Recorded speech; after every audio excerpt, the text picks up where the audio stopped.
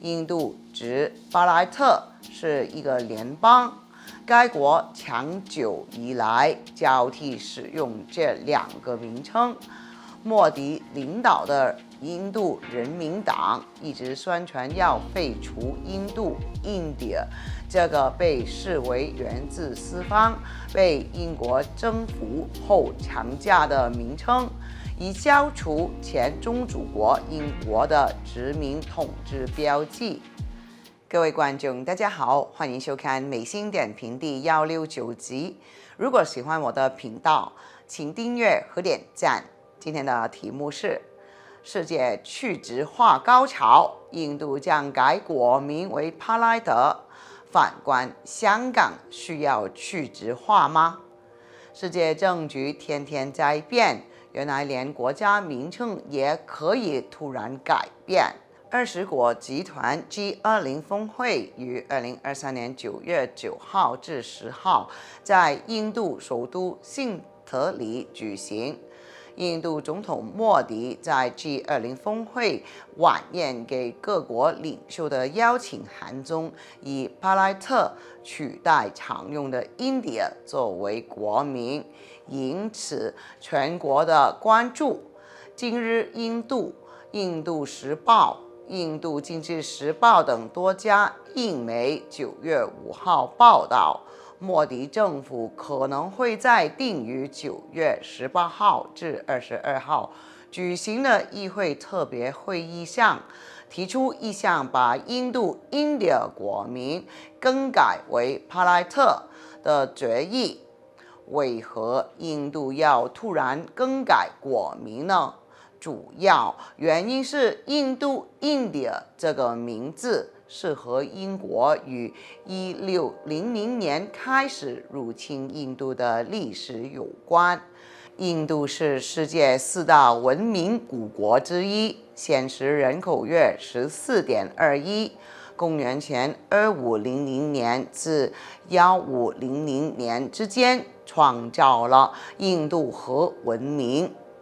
古印度文明气候灭亡，雅利安人进入印度地区，在文化上与当地人融合，创造了经典的吠陀文化和婆罗门教。公元前3世纪中叶，孔雀王朝国王阿育王统一印度半岛。公元8世纪，阿拉伯帝国开始入侵印度，引进伊斯兰文化。1526年，莫卧儿帝国成立，是当时世界强国之一。其后，最早在印度建立据点的欧洲国家是葡萄牙，他们的殖民地位与莫卧儿帝国版图之外。到了18世纪，在印度追求利益的欧洲强国是英国和法国。在1764年后，经过布克夏尔战役、麦索尔战争和3次马拉塔战争，英国于1818年以武力消灭马拉塔人后，大多数印度王公都承认英国的东印度公司为宗主政权。虽然1857年爆发印度民族大起义，英国人利用锡克教徒和郭尔克雇佣军大举镇压反对分子，印度正式进入英政府统治的时代。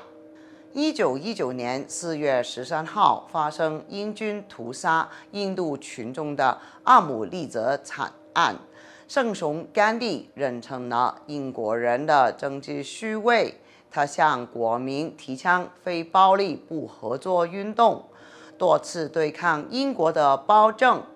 甘地领导的印度国民大会党强烈反对国内不同派系的分离思想，提倡实现统一印度。然而，多数派印度教徒和少数派伊斯兰教徒之间的对立日益激化。英国国力在2次世界大战后大不如前，未能管控印度殖民地。英国为了易于管制，把印度教徒较多的地区名为印度斯坦，伊斯兰教徒较多的地区名为巴基斯坦。这边开展了印巴分治时期。1947年，末代印度总督路易斯·蒙巴顿提出蒙巴顿方案，巴基斯坦和印度两个自治区分别于1947年8月40号和8月15号独立。英国在印度的统治宣告结束，但由于在短时间内实现大规模宗教移民，人口流动引发大混乱，不同宗教教徒之间的印巴冲突至今仍发生。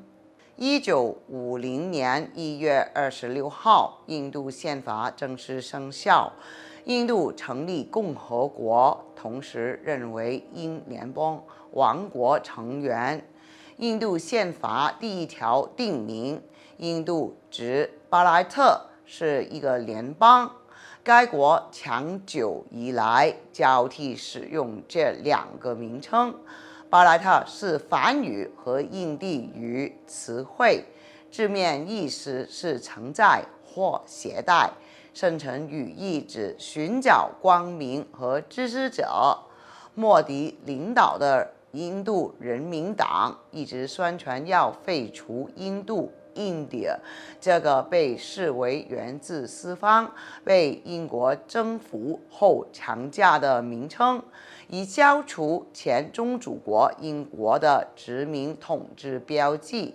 反观今天的香港，回归祖国已26年了，经历过2019年的暴动，实施了爱国者治港和完善选举制度。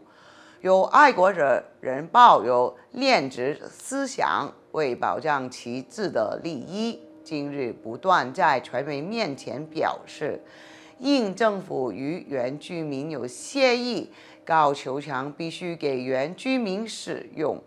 香港特区政府未有派员沟通云云。在今天，英国地方政府可以穷到要破产，印度连国民也有机会为去殖化要更改。香港有人，特别是尊贵的行政会议成员，仍抱残守缺。世界正步入新时代、新变革的阶段。香港的政治领袖爱国心有多小，市民大可以从这些社会事件中略知一二。我作为小市民，就只有该叹：香港何时才有真正爱国的政治领袖出现呢？香港正步入2次回归的阶段。我相信现实是适当的时候好好实施去殖化措施。